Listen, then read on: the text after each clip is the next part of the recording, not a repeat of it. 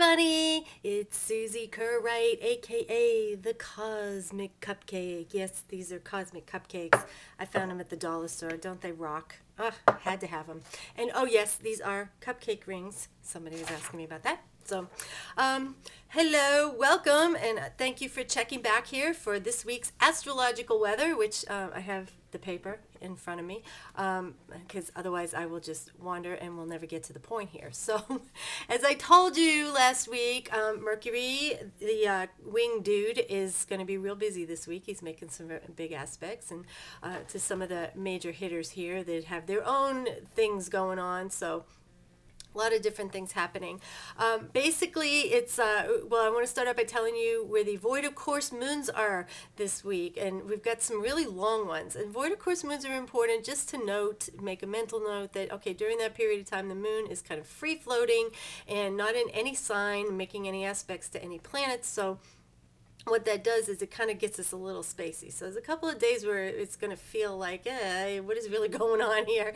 And towards the end of the week, everything will kind of straighten out, and you'll feel a lot more grounded. And so I will tell you when that is. So the first void of course moons are this week, Monday, 4:20 a.m. to 4:27 p.m. And these are Eastern times, by the way.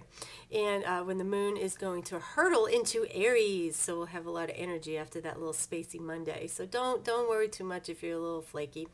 You know, and again, void of course moons, you know, I always find that, like, if I buy something during that period of time, even if it's a shirt or something, I will absolutely love it. I will have to have it, and I'll wear it maybe once and then just not even really be interested in it again. So that's how that kind of works. So that's why void of course moons are kind of important. You want to, you know, if you sign something that's major, you know, you want to make sure that it's going to be lasting, and it's you know, you're not just going to be tired of it as soon as, you know, you maybe move into it, if it's a house or, you know, something like that. So it's just something to pay attention to.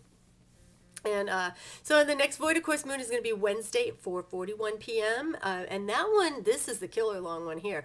4:41 p.m. on Wednesday to Thursday at 4:31 p.m. So when the moon glides into nice grounded Taurus. And then Saturday at 2:46 a.m. to 1:58 p.m. when it jumps into Gemini. And that one's probably just, you know, Saturday morning, people out shopping, doing stuff. So, you know, just be aware of it.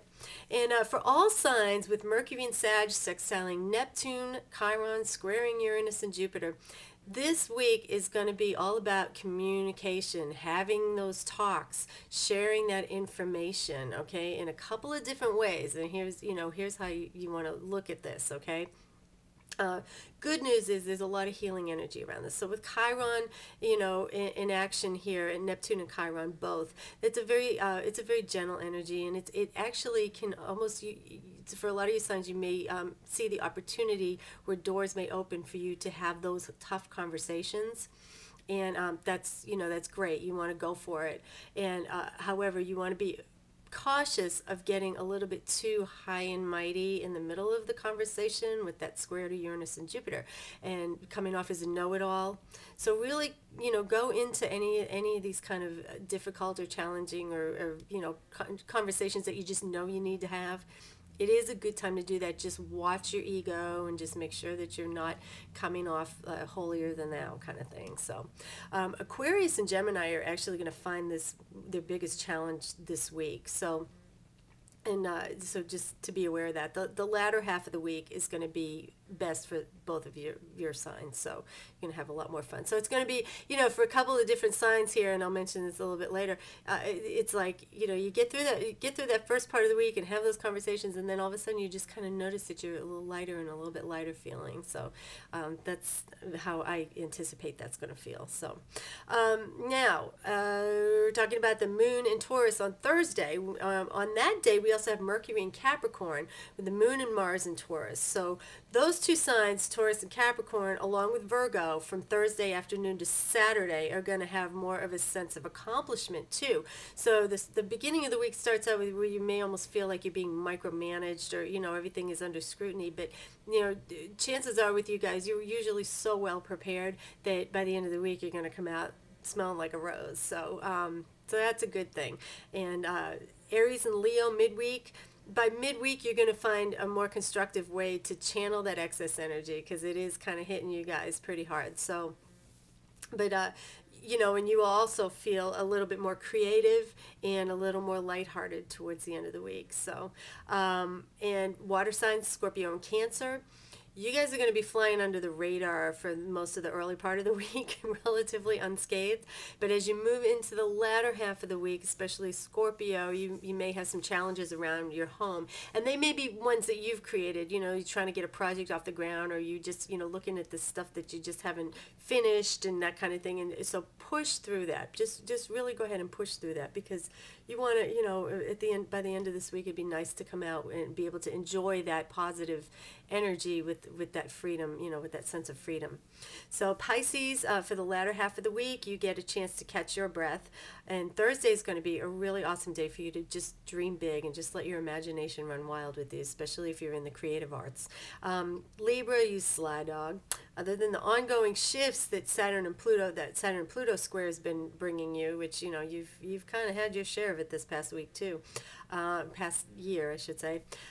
This week's energy is almost going to feel like it'll feel like an oasis in the desert almost. So yes, it's real. And so, but like everything else, this too shall pass. Sorry, just bringing the news. So there you have it. Of course, this is all based on just your sun sign, guys. And if you really want to know where these energies that, you know, I'm talking about are going to impact you personally, because they're going to be different in everybody's chart, and context certain things, and just, you know, they paint a whole different picture when you really mine down into your own personal chart. So if you want to know more about it, just contact me, Suzie Kerr-Wright, aka the Cosmic Cupcake, at www.tarotcardreadernashville.com, or you can email me directly at astrologernashville@gmail.com, and we'll talk about it. So you can also find me this week at Center of Symmetry Tuesday and Thursday, and on Monday at Goddess in the Moon. And that's all in the Nashville area. I also do readings via Skype, email, chat, or phone if you're not in the Nashville area.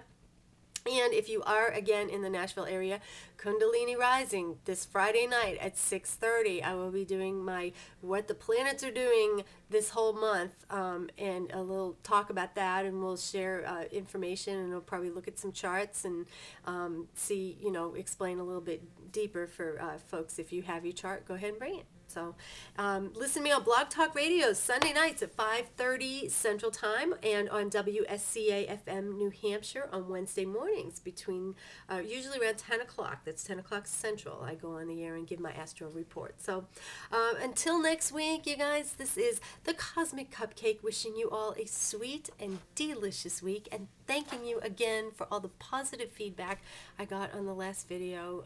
Feedback is always welcome, and especially if it's really good. So thank you all for your support. Pass it on, let people know about it, and I will see you next week.